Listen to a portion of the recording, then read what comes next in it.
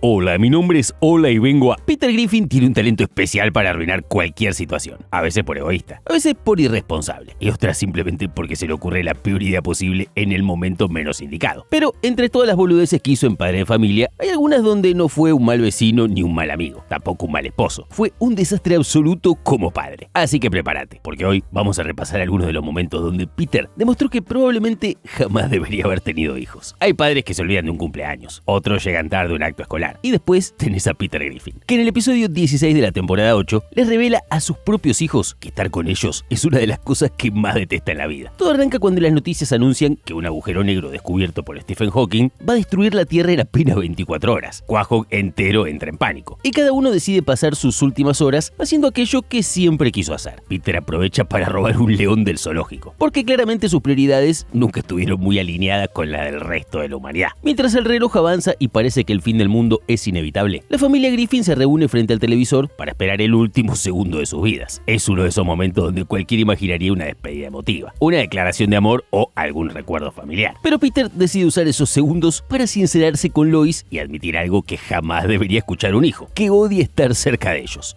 8. Solo detesto estar con los niños.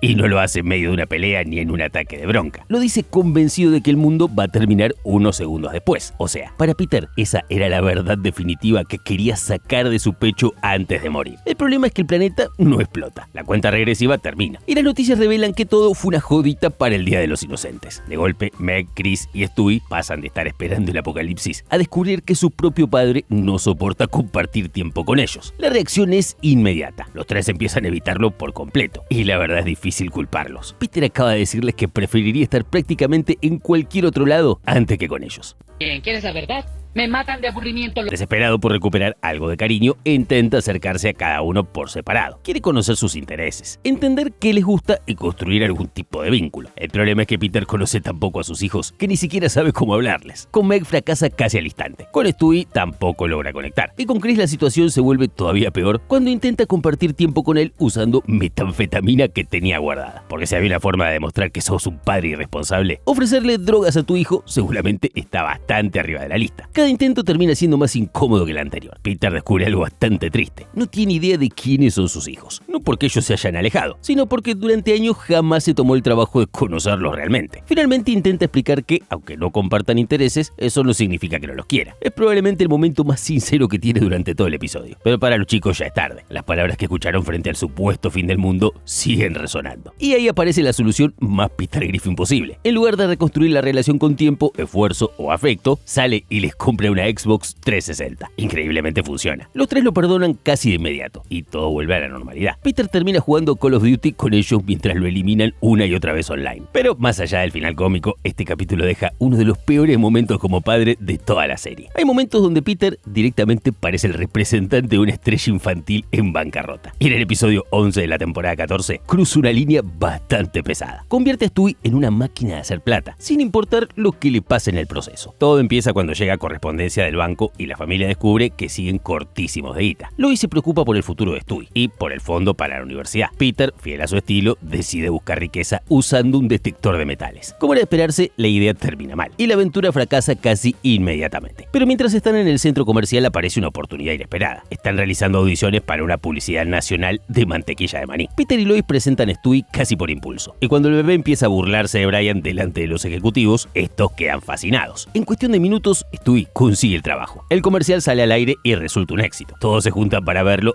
Gracias por venir a mi gran noche, Brian. Veo que te pusiste tu traje de Penex puesto. Y el pequeño Griffin se convierte en una especie de celebridad local. Poco después llega el primer cheque, $2.000. Lois propone guardarlo para el futuro de Stewie, una idea razonable. Peter propone gastarlo celebrando, una idea mucho más Peter. La familia sale a comer a un restaurante elegante y rápidamente descubre que hay más audiciones esperándolo. Lo que parece una experiencia divertida empieza a transformarse en un negocio. Ya no se trata de que Stewie haga un comercial. Ahora se trata de exprimir la oportunidad mientras siga generando guita. La presión aumenta enseguida. En una nueva prueba de actuación, Stewie se lastima intentando cumplir con lo que le piden. ¡Me lastimé feo! En vez de preocuparse por él, sus padres vuelven a casa frustrados porque no consiguió el trabajo. Y ahí es donde Peter pasa de padre negligente a manager de Hollywood completamente desquiciado. En plena madrugada, Brian descubre que Peter y Lois tienen a Stewie entrenando. Mientras cualquier bebé normal estaría durmiendo, él está practicando rutinas y ejercicios para mejorar sus posibilidades en futuros castings. No importa que sea un bebé ni que esté agotado. Lo único que importa es que siga consiguiendo contratos. Y como si eso no fuera suficiente, empiezan a darle una bebida energética casera cargada de sustancias para mantenerlo activo. Sí, Peter literalmente droga a su hijo para que rinda mejor en las audiciones. La situación empeora todavía más cuando llegan a otro casting. Stewie está tan destruido física y mentalmente que apenas puede mantenerse en pie. Pero en vez de detenerse, Peter recibe instrucciones de Lois para darle más de esa mezcla extraña. El objetivo ya ni siquiera es el bienestar del pibito, es mantener funcionando la fábrica de hacer guita. Y mientras Stewie se rompe poco a poco, Peter empieza a disfrutar los beneficios. Nuevos electrodomésticos, lujos para la casa y gastos innecesarios aparecen por todos lados. La plata que supuestamente era para el futuro del bebé termina financiando los caprichos de los adultos. Brian es el único que ve lo que está pasando. Cuando encuentra a Stewie todavía entrenando como un atleta profesional en miniatura, decide intervenir. Le muestra ejemplos de ex estrellas infantiles que terminaron destruidas por la fama, las adicciones o decisiones horribles tomadas por los adultos que tenían que cuidarlos. Finalmente Stewie entiende que sus padres dejaron de pensar en él y empezaron a pensar en la guita. Durante una nueva grabación, Peter intenta volver a darle drogas para que rinda mejor frente a las cámaras. Pero esta vez el plan explota. Stewie se revela, provoca un caos absoluto en el set y deja en evidencia todo lo que viene soportando. Recién entonces Peter y Lois caen en cuenta de lo que hicieron. Se dan cuenta de que transformaron a su hijo en un producto y que durante semanas lo trataron más como una inversión que como un integrante de la familia. Una de las pocas veces donde Peter no solo fue responsable, fue directamente el problema. Si alguien necesita pruebas de que Peter es capaz de arruinarle la vida a Meg, incluso cuando intenta hacer las cosas bien, el episodio 7 de la temporada 6 es prácticamente un manual de instrucciones. Todo comienza durante una inundación que deja la casa de los Griffin bajo el agua. Mientras la familia intenta escapar, Peter hace algo muy propio de Peter. En vez de preocuparse por la seguridad de su hija, la manda a buscar una caja de cerveza y un sándwich. Sí, en medio de una emergencia. Meg obedece y termina atrapada bajo el agua cuando su ropa queda enganchada en la heladera. Peter, Meg lleva mucho tiempo en la cocina. No puedes esperar para criticarla en todo momento, ¿verdad? La situación se vuelve tan grave que casi se muere ahogada. Peter logra rescatarla, pero ya es demasiado tarde para evitar las consecuencias y Meg cae en coma. En el hospital, Peter finalmente se enfrenta a algo que viene ignorando desde hace años. Mientras observa a su hija inconsciente, empieza a recordar todas las veces que la humilló, la insultó, la ignoró o directamente la trató como basura. La culpa le pega como un camión y promete que si Meg se recupera, va a convertirse en el padre que nunca fue. Y durante unos minutos parece que realmente va a cumplirlo. Cuando Meg despierta, Peter la llena de atención, cariño y apoyo. Le da la razón en todo. Intenta ayudarla y se esfuerza por hacerla feliz. Es probablemente una de las pocas veces en toda la serie donde se lo ve tratando a su hija con algo parecido al respeto. El problema es que Peter no sabe hacer nada a medias. Cuando Meg le cuenta que está saliendo con Michael, un estudiante de medicina que conoció durante su recuperación, el instinto paternal se transforma rápidamente en paranoia absoluta. Peter decide que ningún hombre puede ser lo suficientemente bueno para su hija y empieza a vigilar cada uno de sus movimientos. Lo sigue en las citas, lo espía constantemente, se mete en situaciones que no le corresponden y convierte una relación adolescente relativamente normal en una pesadilla. Lo peor es que Michael no parece ser un mal tipo, pero Peter está tan obsesionado con proteger a Meg que termina haciendo exactamente lo contrario. La presión es tan incómoda que el muchacho empieza a replantearse toda la relación. Y cuando parece que las cosas no pueden empeorar, aparece una noticia que desata el caos. Meg cree estar embarazada. Antes de tomarse un segundo para pensar, antes de buscar una explicación o confirmar qué está pasando, Peter entra en modo película del sur de Estados Unidos. Solo quiero hablar con él, Meg. Papá, esto es ridículo. Solo quiero hablar. Agarra una escopeta y va directo a buscar a Michael para obligarlo a casarse. Michael acepta el compromiso prácticamente porque tiene una escopeta apuntándole encima. Peter ya está organizando una boda basada en una situación que ni siquiera entiende completamente. Mientras tanto, Meg queda atrapada en una bola de nieve cada vez más grande. El casamiento avanza, la presión aumenta y todos toman decisiones apresuradas por culpa de un error. Finalmente llega la verdad. Meg descubre que nunca estuvo embarazada. Simplemente había confundido la situación y todo había sido una falsa alarma. En cuestión de segundos, el castillo de naipes construido por Peter se derrumba. Michael desaparece apenas escucha la noticia. La boda se cancela y Meg queda expuesta frente a todo el mundo. Y ahí es donde Peter entiende que volvió a fallar. Después de prometer que iba a ser el mejor padre, terminó haciendo exactamente lo que siempre hace: agarrar una situación difícil y convertirla en un desastre mucho más grande. ¡Grande, pa! Hay muchas formas de ser un mal padre. Podés olvidarte de un cumpleaños, podés no escuchar a tus hijos o podés avergonzarlos delante de todo el mundo. Pero en el episodio 20 de la temporada 11, Peter encuentra una alternativa bastante más extrema: convertir a toda su familia en una organización dedicada a fabricar metanfetamina. Todo empieza cuando Quahog atraviesa una ola de delitos y los Griffin descubren que su casa fue robada. Peter entra en pánico, de golpe siente que el barrio ya no es seguro y decide que la solución es mudarse al campo. Nada de mudarse a otro barrio, no, comprar una granja. Como suele pasar, toma la decisión prácticamente solo y arrastra a toda la familia detrás de él. Venden la casa y abandonan la vida que conocían para empezar de cero en medio de la nada. Momento.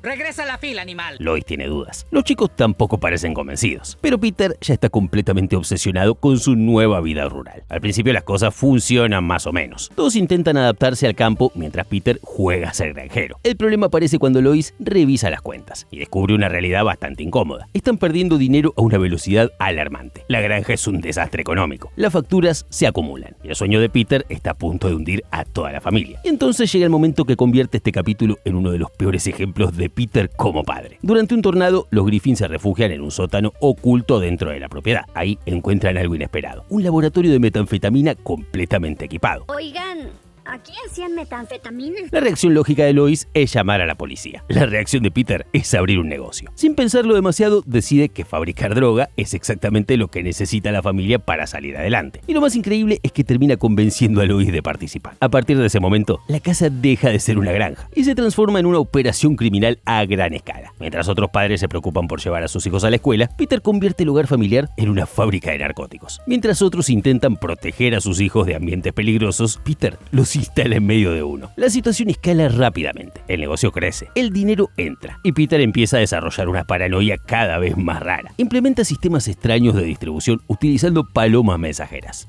Este es el dinero que le debo a Peter. Quiero que se lo lleves. Y actúa como si fuera un capo del crimen. Todo esto mientras Chris, Meg y Stewie siguen viviendo ahí. Lo más llamativo es que nunca parece considerar el riesgo real que corren sus hijos. No le preocupa que puedan quedar atrapados en un operativo policial, ni que algún cliente peligroso aparezca armado en la propiedad. No le preocupa que estén creciendo literalmente dentro de una red de narcotráfico. Cuando Brian vuelve después de haber estado estudiando, encuentra una familia completamente transformada. La granja es un caos. El negocio criminal domina la vida de todos, y Quahog está sufriendo las consecuencias directas de la droga que ellos mismos distribuyen. Las noticias incluso informan que la ciudad está siendo inundada por narcóticos. Es decir, Peter no solo puso en peligro a su propia familia, también ayuda a empeorar la vida de miles de personas. Finalmente Lois llega al límite, entiende que todo se fue al carajo y convence a los demás de abandonar la granja antes de que la situación termine todavía peor. La familia logra escapar justo cuando todo explota por los aires, pero ni siquiera eso resuelve completamente el problema. Cuando vuelven a Quahog, Peter todavía tiene antiguos clientes buscándolo para conseguir más producto. O sea que las consecuencias de sus decisiones siguen persiguiendo a la familia incluso después de abandonar el negocio. Una cosa es fracasar como padre. Otra muy distinta es convertir a tus hijos en daños colaterales de tu propio imperio narco improvisado. Muchos de los peores momentos de Peter como padre pasan porque es irresponsable. Pero en el episodio 13 de la temporada 12 demuestra algo todavía peor. Si tuviera un deseo divino capaz de cambiar cualquier cosa en el universo, lo usaría contra su propia hija. Todo empieza después de que Peter y sus amigos asisten a un partido de los Patriots. Como buenos fanáticos termos, viven cada jugada como si fuera una cuestión de vida o muerte. Y cuando el equipo vuelve a perder, el grupo necesita encontrar un culpable. La explicación más razonable sería que jugaron mal. La explicación de Peter es que Dios está manipulando los resultados. Así arranca una aventura donde Peter, Joe, Cleveland y Quagmire deciden localizar al mismísimo Dios para exigirle que deje de perjudicar a los Patriots. Mientras tanto, en ningún momento parece importarle demasiado su familia. Toda su energía está puesta en algo mucho más importante para él: el fútbol americano. Finalmente, después de una búsqueda imposible, consiguen lo que querían. Muerte, de verdad apreciamos que nos lleves a ver a Dios. Gracias a la ayuda de la muerte, llegan al cielo y tienen una reunión cara a cara con Dios. Peter tiene la oportunidad de hablar con una entidad omnipotente. Podría pedir salud, seguridad para su familia, podría pedir un futuro para sus hijos, podría pedir literalmente cualquier cosa, pero no. Primero usa la reunión para discutir sobre los Patriots, y cuando finalmente consigue que Dios les conceda un favor especial, toma una decisión que deja clarísimo cuál es el lugar que ocupa Meg en su escala de prioridades. Le pide a Dios que la haga desaparecer. Así nomás. Es un deseo formulado directamente ante el ser más poderoso del universo. Y lo peor es que funciona. Meg desaparece instantáneamente. Mientras Brian sigue negándose a creer en la existencia de Dios, Peter contempla con total normalidad que su hija acaba de ser borrada de la realidad por pedido suyo. Una jugada tan cruel que hasta resulta increíble que pase casi desapercibida dentro de un episodio que en teoría trataba sobre fútbol. A veces Peter encuentra una habilidad nueva en alguno de sus hijos y la arruina casi instantáneamente. En el episodio 2 de la temporada 15, Chris descubre que tiene un talento enorme para el béisbol, pero su padre transforma ese logro en una timba clandestina antes de que el chico pueda disfrutarlo. Todo empieza durante una fiesta italiana en Cuajo. Chris vuelve a perder el control de su temperamento en un juego de feria, y Lois insiste en que tiene que ayudarlo a canalizar esa bronca de alguna manera. Peter, con la lógica que lo caracteriza, decide llevarlo a una ruta para tirarle manzanas podridas a los autos que pasan, una actividad de mierda. Pero uno de esos lanzamientos demuestra que Chris tiene una potencia impresionante en el brazo.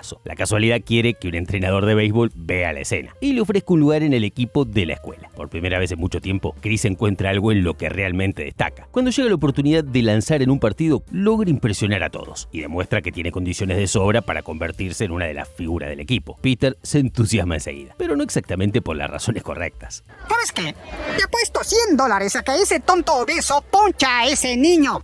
Después de ganar una apuesta improvisada gracias al buen desempeño de Chris, empieza a darse cuenta de que el talento de su hijo puede convertirse en una fuente constante de dinero. Lo que comienza como una pequeña apuesta entre padres rápidamente se transforma en algo mucho más grande. Cada partido pasa a ser una oportunidad para recaudar, y Peter empieza a seguir la carrera deportiva de Chris con la misma mentalidad que tendría un apostador siguiendo los resultados de una carrera de caballos. Mientras Chris acumula ponches y buenas actuaciones, Peter y sus amigos se acostumbran a ganar dinero. El problema aparece cuando el chico empieza a hacerse conocido. Su rendimiento es tan bueno que la gente deja de apostar en su contra, y de golpe el negocio deja de ser rentable. En lugar de alegrarse porque su hijo está progresando, Peter se preocupa porque ya no puede sacar ventaja económica de la situación. Un momento, Peter. ¿Le vas a pedir a tu hijo que pierda a propósito? Entonces idea un plan todavía peor. Si Chris pierde, las apuestas volverán a pagar mejor. Así que empieza a empujarlo discretamente para que baje su nivel. El objetivo ya no es ayudarlo a crecer como jugador, sino manipular los resultados para recuperar las ganancias. Chris termina tomando alcohol para perjudicar su rendimiento en el campo, convencido de que eso es lo que debe hacer. La situación llega a un punto tan ridículo que el propio deporte deja de importar. Todo gira alrededor de cuánto puede ganar Peter. Cuando Lois descubre lo que está pasando, entiende inmediatamente la gravedad del asunto. Tu padre es un idiota. No se trata solamente de apuestas. Peter está enseñándole a su hijo que su talento vale más por el dinero que puede generar que por el esfuerzo que le costó desarrollarlo. Los amigos de Peter, obsesionados con proteger las apuestas, interpretan que la única solución es sacar a Chris de circulación. Disfrazados como estudiantes, terminan atacándolo y le rompen el brazo con el que lanza. Que semejante locura les parezca una idea razonable dice mucho sobre el ambiente que Peter había creado alrededor del chico. Chris había encontrado algo que lo hacía sentir especial. Peter encontró la forma de convertirlo en un negocio. ¡Qué gordo de mierda! Uno de los rasgos más constantes de Peter como padre es que muchas veces prefiere la salida más fácil antes que una conversación incómoda. En el episodio 10 de la temporada 16, eso le termina explotando en la cara, cuando intenta resolver un problema emocional de Chris con una mentira que lleva años sosteniendo. Mientras Brian atraviesa una historia romántica por su cuenta, la trama familiar gira alrededor de una tradición bastante extraña. Desde que era chico, Chris recibe supuestas tarjetas de San Valentín enviadas por un personaje llamado Arthur Valentine. El problema es que Arthur nunca existió. Fue una invención de Peter y Lois para evitar que su hijo se sintiera mal cuando nadie le enviaba una tarjeta. Lo que comenzó como una mentira inocente se fue extendiendo durante años, hasta convertirse en algo completamente real para Chris. Cada día de San Valentín espera noticias de Arthur como si fuera una persona de carne y hueso. Peter y Lois asumen que ya es demasiado grande para seguir creyendo en eso, y deciden que es momento de terminar con la farsa. El inconveniente es que Peter jamás elige el camino normal. En vez de sentarse con Chris y explicarle la verdad, organiza una especie de asesinato ficticio del personaje. La idea es fabricar un muñeco que represente a Arthur Valentine y atropellarlo con el auto delante de Chris para demostrar que se murió. Es difícil imaginar una forma peor de manejar la situación. Bien cumplida, pelirroja. Cambio y fuera. La escena resulta tan traumática que Chris entra en un estado catatónico. Pensamos que podría despertar. El plan que supuestamente lo tenía que ayudar a madurar lo termina dejando completamente desconectado de la realidad. Peter consigue exactamente el efecto contrario al que buscaba. Asustados por las consecuencias de su propia idea, Peter y Lois intentan arreglar el desastre, pero de nuevo eligen la solución equivocada. En vez de admitir la mentira, Peter decide disfrazarse de Arthur Valentine para convencer a Chris de que sigue vivo. Lo que pasa después es todavía más bizarro. Chris ve aparecer a Arthur después de haber presenciado su supuesta muerte y llega a una conclusión lógica dentro de toda esa locura. Cree que es un zombie. Convencido de que tiene una criatura sobrenatural delante suyo, intenta matarlo. Peter termina corriendo desesperado mientras su propio hijo intenta eliminar al personaje que él mismo inventó años atrás. Finalmente no le queda otra opción que arrancarse el disfraz y admitir toda la verdad. Arthur Valentine nunca existió. Las cartas siempre fueron inventadas por sus padres. Todo había sido un intento de proteger sus sentimientos cuando era más chico. Una muestra perfecta de cómo Peter puede complicar incluso las situaciones más simples cuando intenta resolverlas a su manera. Una de las peores cosas cosas que puede hacer un padre es convertirse en la primera persona que no cree en su hijo. Y en el episodio 18 de la temporada 20, Peter logra exactamente eso, cuando Chris vuelve de un campamento con algo que nunca había tenido en toda la serie, una novia. Chris vuelve completamente entusiasmado. Habla de la chica que conoció, cuenta experiencias del campamento e incluso empieza a dar consejos románticos. Ahora, si me disculpas, tengo una cita en Chatúrbate con mi amor. El problema es que Peter encuentra todo eso insoportable. Le molesta escuchar a Chris hablar de relaciones y de a poquito empieza a convencerse de que toda la historia es inventada. Cuando comenta sus sospechas con sus amigos, tampoco recibe ayuda. Entre todos, alimentan la idea de que Chris está mintiendo. Peter, ¿una novia canadiense de campamento que nadie ha visto? Parece un poco sospechoso para mí. Después de todo, según ellos, resulta difícil creer que alguien como Chris haya conseguido novia. Y ahí aparece el verdadero problema. Peter no duda de una historia, duda de su propio hijo. En vez de preguntarse si Chris está diciendo la verdad, automáticamente asume que no es lo suficientemente atractivo, interesante o exitoso como para que una chica se fije en él. Es una diferencia enorme, porque el mensaje que termina transmitiéndole es devastador. Sí, Chris, dime, ¿esta chica tiene nombre? Convencido de que puede desenmascararlo, Peter propone un viaje por carretera hasta Canadá para conocer personalmente a la supuesta novia. Chris acepta el desafío, probablemente porque sabe perfectamente que está diciendo la verdad. Peter, en cambio, emprende el viaje convencido de que en algún momento la mentira se va a caer sola. A medida que avanzan, la situación se vuelve cada vez más rara. Chris intenta sostener la conversación y compartir su entusiasmo, mientras Peter busca constantemente señales que confirmen que todo es una farsa. El momento más duro llega durante una parada en un club de striptease canadiense. Ahí Peter deja de insinuarlo y lo dice directamente. Le confiesa a Chris que no cree que sea capaz de conseguir una novia. No puedes meterte en esa dura y enorme cabeza, que yo encontré a alguien genial. Y queda tan herido que abandona a Peter y se aleja. Recién entonces Peter empieza a darse cuenta de que cruzó una línea. Cuando logra encontrarlo, le pide disculpas y admite algo importante. Cuando era joven también inventó una novia canadiense para impresionar a la gente. En el fondo estaba proyectando sus propias inseguridades sobre Chris. Al final llega en una dirección que el chico había dado desde el principio. Y ahí pasa algo que cambia completamente la situación. La novia existe. La chica aparece en la ventana y sale de la casa. Chris tenía razón. Peter estaba equivocado. Pero lo más triste viene después. Chris ve a Peter tan avergonzado y tan destruido por haber sido descubierto que tomó una decisión inesperada. En lugar de presentarle a su novia y demostrar que tenía razón, decide sacrificar ese momento. Hace señas para que la chica vuelva a entrar. Y después le dice a Peter que efectivamente todo había sido inventado. Chris prefiere renunciar a la validación que esperaba desde el comienzo antes de hacer sentir peor a su propio padre. Es un gesto increíblemente maduro para alguien que pasó todo el capítulo siendo tratado como un mentiroso. Al final Chris demuestra que tenía novia. Lo que Peter demuestra es que durante gran parte del viaje nunca confió realmente en él. Si hay algo que Peter jamás desperdicia, es una oportunidad para ganar plata fácil. El problema es que en el episodio 12 de la temporada 19 decide enseñarle esa filosofía a Chris y termina convirtiéndolo en su socio en una estafa deportiva. Todo empieza durante un partido de los Red Sox. Peter lleva a Chris a la cancha y el chico lleva una pelota de béisbol común y corriente. En medio del encuentro, una pelota conectada por una estrella del equipo termina mezclándose con la de Chris y un comprador confundido les ofrece $300 creyendo que se trata de un recuerdo auténtico del partido. Queremos $300 por ella. La situación podría haber terminado con una simple aclaración, pero Peter ve algo mucho más atractivo. Ve un negocio. Después de cobrar la guita, empieza a pensar que si una pelota falsa pudo venderse tan fácilmente, tal vez puedan repetir la fórmula. Lo que sigue es exactamente lo contrario a lo que un padre debería enseñarle a un hijo. En lugar de hablar con honestidad o responsabilidad, Peter convierte a Chris en su compañero en una operación basada completamente en engañar fanáticos. Empiezan reuniendo objetos deportivos usados y presentándolos como piezas especiales para coleccionistas. La plata empieza a entrar y ambos descubren que hay muchísima gente dispuesta a pagar fortunas por artículos vinculados a deportistas famosos. Cada venta exitosa convence más a Peter de que están haciendo lo correcto. Chris, que al principio simplemente sigue la corriente, termina involucrándose cada vez más. La diferencia es que él todavía conserva cierta conciencia sobre lo que están haciendo. Mientras Peter solo piensa en expandir el negocio, Chris empieza a notar que están jugando con la confianza de personas que realmente valoran esos recuerdos. La situación se vuelve mucho más incómoda cuando venden un supuesto gorro perteneciente al piloto Sully Sullenberger, famoso por aterrizar un avión en el río Hudson y salvar a todos los pasajeros. El detalle es que el objeto no tiene absolutamente nada que ver con él. En realidad es un viejo disfraz de Halloween que pertenecía a Quagmire. Lo peor llega cuando descubren que Quagmire piensa llevar el gorro a una firma de autógrafos para conseguir la firma auténtica de Sully. ¿Sully está vivo?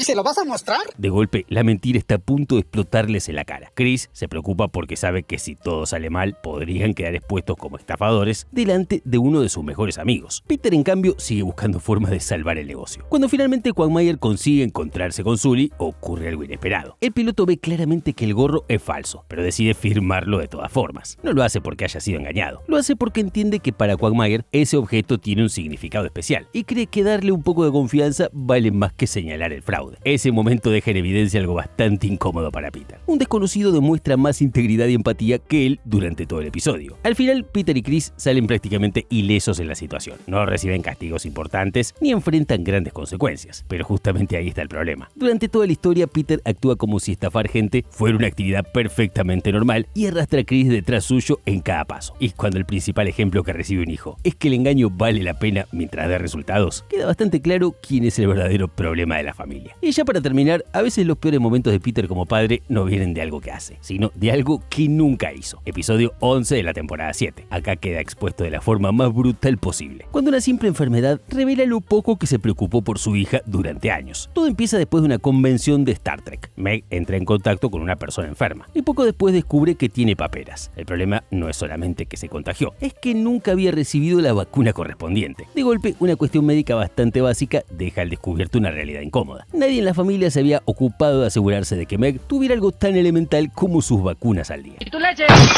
Mientras sigue aislada en su habitación recuperándose, Peter intenta entretenerla llevándole un televisor, pero incluso ese gesto termina siendo una demostración de desinterés. El aparato apenas recibe un canal y Meg pasa los días mirando programación religiosa, porque literalmente no tiene otra cosa para ver. A partir de ahí desarrolla una obsesión con la religión y empieza a intentar convertir a todo el mundo a sus nuevas creencias. Fui bañada con la sangre del cordero. La mayor parte de la trama gira alrededor de sus enfrentamientos con Brian, pero el momento que realmente importa para entender por qué Peter aparece en esta lista llega mucho más adelante. Cuando Brian finalmente pierde la paciencia, decide enfrentar a Meg con una verdad que nadie había dicho en voz alta. Le pregunta por qué debería creer que existe un plan perfecto para ella cuando vive en una familia que ni siquiera se preocupó por vacunarla. Y cuando una de las críticas más fuertes que recibe Peter en toda la serie es que ni siquiera se ocupó de vacunar a Meg, queda bastante claro lo bajo que están sus hijos en su lista de prioridades. Y hasta acá llegamos con este repaso de las veces en que Peter Griffin fue el peor padre de Quahog. Si te gustó el video, deja tu like, suscríbete al canal y contame en los comentarios cuál de todos estos momentos te pareció el más imperdonable. Y si crees que faltó alguno, también déjalo abajo, porque material no falta. Nos vemos la próxima, acá, en El Gordo Peter.